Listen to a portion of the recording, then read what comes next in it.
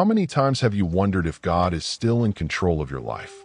Perhaps you are living days of silence, where the answers do not arrive. The paths seem blocked and faith begins to falter.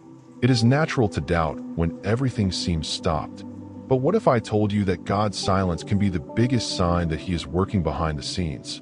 This is not a common message. It is an invitation to see the invisible, to understand that God's plan does not always make sense in the now, but it is always perfect in the after. What seems to stagnation can only be the time of preparation. And right now, He may be aligning everything to His start, including what you thought was already lost. You are not forgotten. God did not archive His dreams. Maybe He's just waiting for you to release control so you can act with freedom. In this video, let's dive deep into 10 spiritual truths that will show you that trusting God is not a bet, it's a certainty. The best of it is not a vague promise. It is a reality that has already begun to be written. Get ready, because the journey that begins now has everything to change your perspective on faith, silence, pain, and purpose.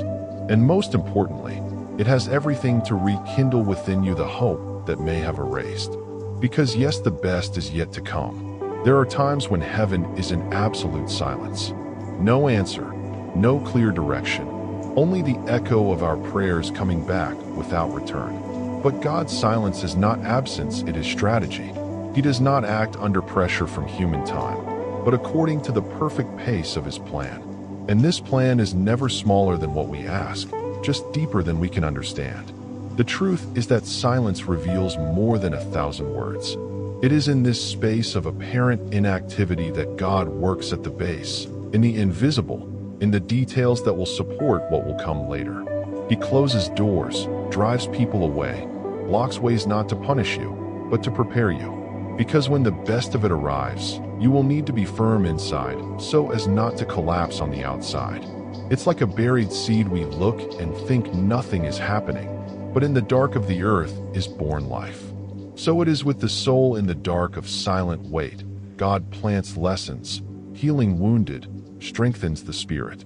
And those who trust this process bloom at the right time without having to force anything.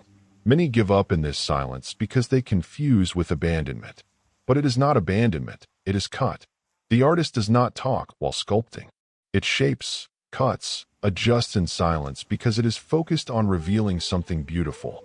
God does the same thing to you. It works quiet so that, at the right time, the world see the ready work and understand that it was Him. So don't run away from silence. Learn to dwell in it. Use this time to align yourself spiritually, to deepen your practical faith, to plunge into readings that build, like Paul David Tripp's book, The Journey, which deals precisely on transformation into difficult times. You will realize that silence can be more fertile than noise. And when you least expect it, silence will give way to revelation. What seemed forgotten will flourish before your eyes. And you will understand that the purpose has always been present, hidden, yes, but never absent. The silence was only the disguise of the miracle being generated. The pain alone scares. She shouts, hurts, confuses. But when you understand that there is a purpose behind it, something changes inside. The pain that once seemed random begins to gain greater meaning. God does not waste suffering. He uses each tear as a cutting tool, every loss as a point of turning, each waiting as a spiritual classroom. Do you know those periods when everything seems stagnant and the only thing that grows is anguish? It is exactly in these moments that God shapes the character the most. The wait, as uncomfortable it is fertile. She teaches you patience, forces you to trust even without seeing, and prepares you to carry what today you would not have structure to endure. Sometimes what you call delay is actually protection. God holds what you want because you know you need something better, and that best requires another level of maturity. It's not punishment, it's careful love. And when you begin to see this way, the pain is no longer a villain and is allied with your spiritual growth. A practical example: take a notebook and write what you are living today. Not just problems, but what you are learning. Make it a purpose of this. You will be surprised by the amount of fruits that pain can generate when you plant the right hope, even in the midst of the desert. While you wait, practice faith actively. Pray, even without feeling like Read the Word, even without understanding everything. Listen to praises that strengthen your soul, such as God Will Provide by Gabriella Rocha, who recalls that He takes care even in silence. The fruitful wait is born of these small actions of obedience in the middle of pain. And when you least expect it, you will look back and realize that suffering was not the end, it was the way. God did not remove the pain immediately because she was healing something deeper in you. And today, what you live can become testimony to heal others. Because all the pain that goes through the hands of God becomes an instrument of life. There is a kind of faith that does not draw attention, which does not appear on social networks, nor is it recognized by applause. It is the faith lived in the dark room, in the silence of the soul, in the daily life that no one sees.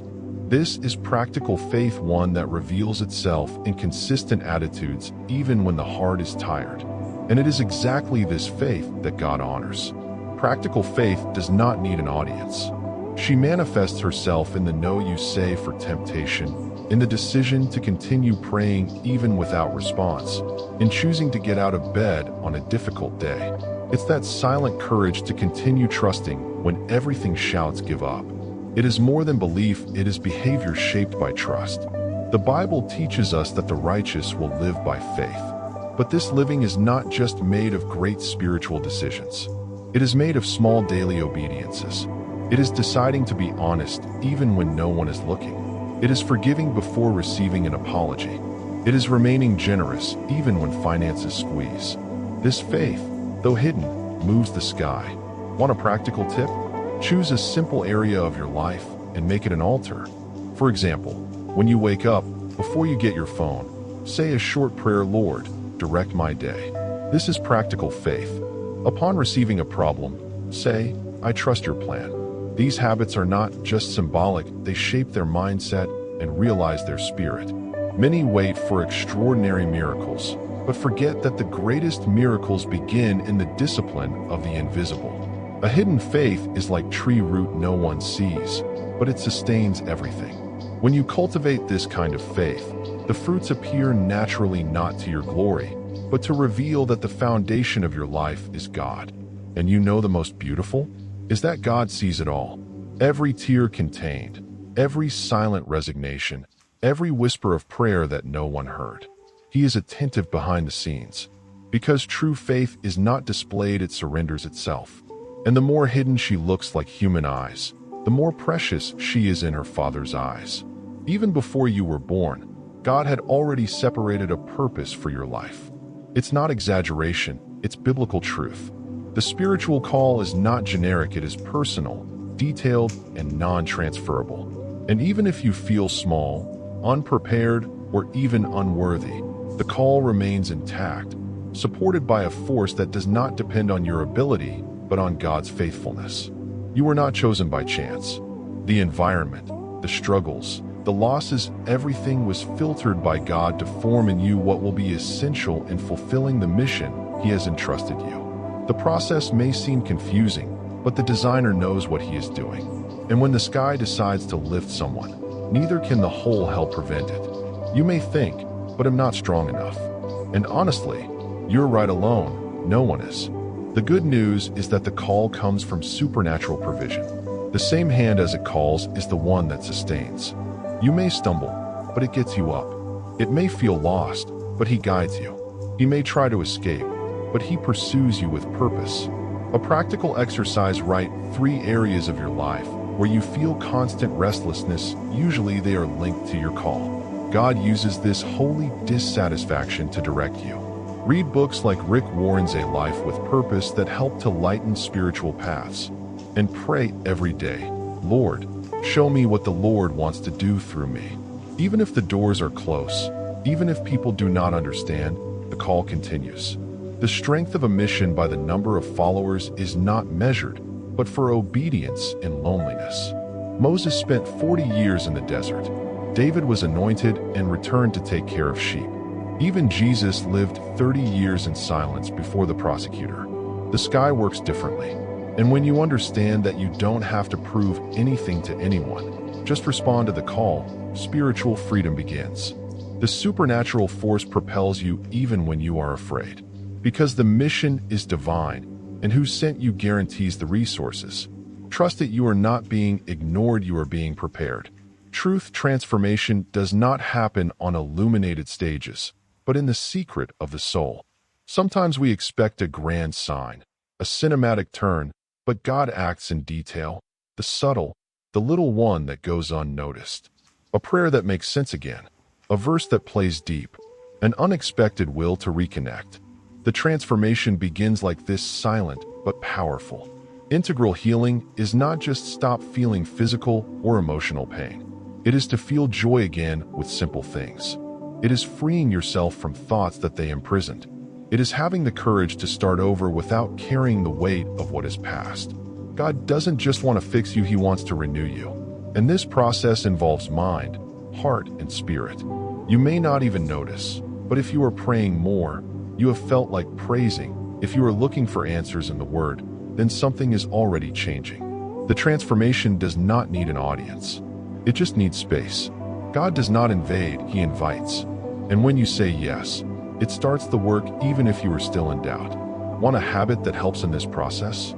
Separate 10 minutes a day just to be with God. No cell phone, no hurry, no script. It can be silent, listening to an instrumental, or just taking a deep breath with your eyes closed. This simple time is fertile soil for inner healing. And believe me, your body, your mind, and faith will feel the difference.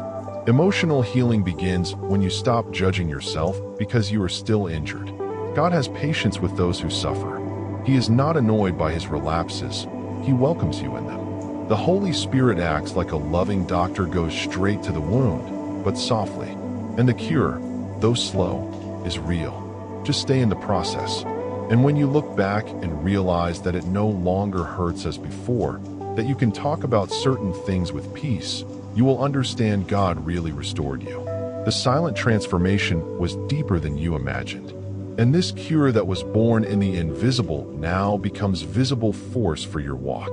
Broken relationships hurt more than we often admit. Sometimes the pain of a bad word, a prolonged absence, or an unexpected abandonment settles like a wound that never seems to heal. But restoration is possible not by human strength, but by the intervention of a God who really cares about the details of our hearts.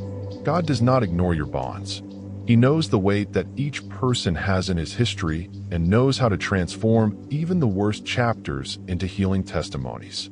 Reconciliation, however, does not happen when we demand, but when we allow ourselves to be healed inside.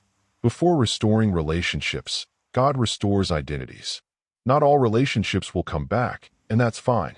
Some bonds fall apart because their cycle ended. But those who come back return renewed. God removes what is toxic and restores what has purpose. Sometimes it separates to mature, to correct routes, to teach something. The silence between two people can be solo where he works. Want to start healing this? Or intentionally for the people you have walked away with. Even if you donate, even if you are still injured. This is practical faith. Also, write a letter even if you never send it, saying everything you feel. This exercise releases retained emotions and makes room for healing. It is a step of faith and emotional maturity. Restoration can also mean opening the heart for new relationships. God did not create us to live isolated. After healing, he sends new connections, people who add, build, respect their spiritual journey. Allow yourself to receive these people. Not every loop is from the past, many will still be fabrics for him. And remember, forgiveness is not a feeling, it is a spiritual decision. When you forgive, you are not saying that the pain was small, but that it will no longer command your life. And that is liberating. The healing of bonds begins when you understand that restore is not to be as it was before, is to let God do new, in his time and the way his. The past has the power to imprison us, but only if we allow it.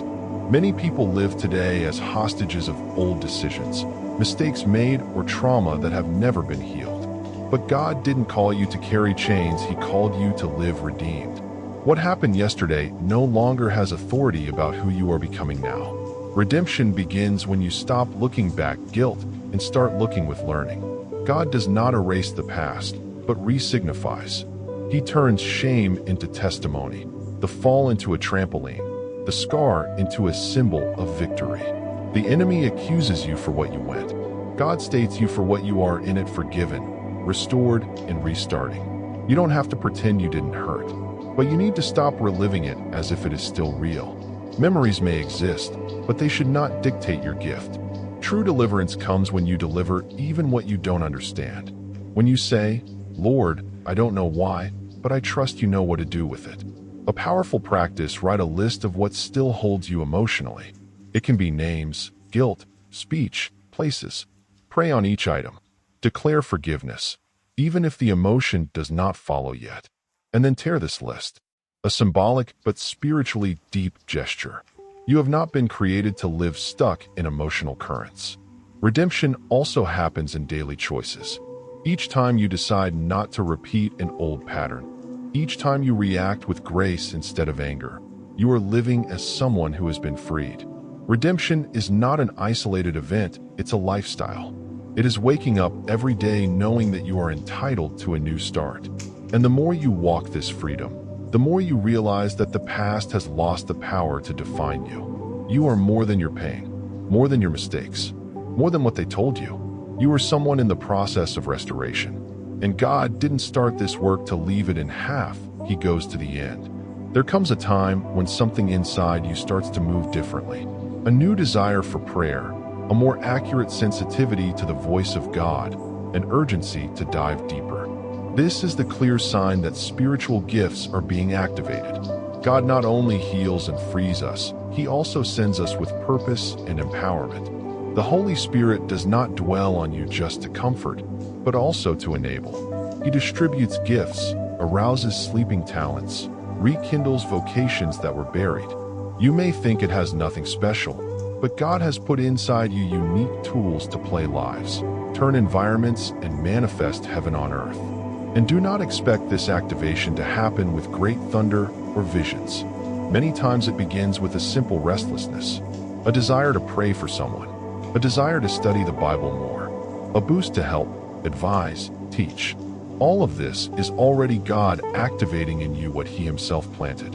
And the more you move, the clearer everything gets. Want an exercise? Fast distractions for 3 days: social networks, superfluous entertainments, empty conversations. Use this time to hear praises, meditate on the Word, and pray with intentionality.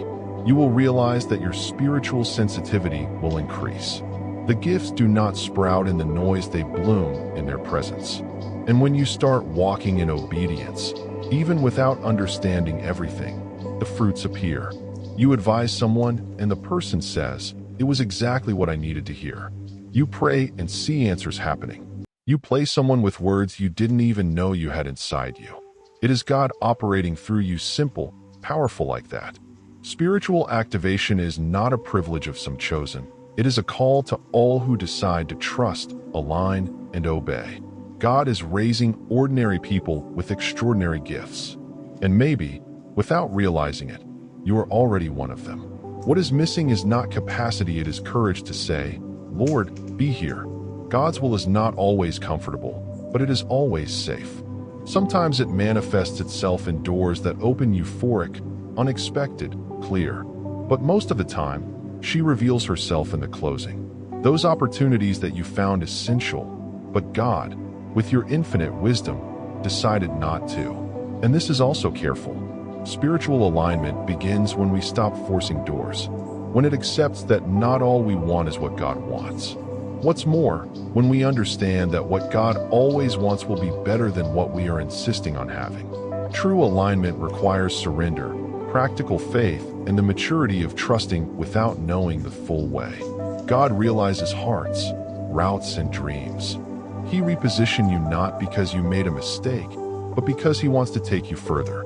Sometimes it changes the scenario to change you. The discomfort is not rejection, it is adjustment. When something no longer flows, it may be a sign that time has changed. And obeying at this time is proof that you no longer go for what you feel, but from what you believe. Virtually, this can mean a change of plans, a removal of certain people, or a completely new direction. Therefore, keep a prayer routine of surrender, something simple but powerful. Lord, if it is not your will, take it out of my life. If it is, confirms in peace. Peace is the password of heaven for the right decision. Alignment with God also involves renunciation. Sometimes you will need to say no to something good to expect something better.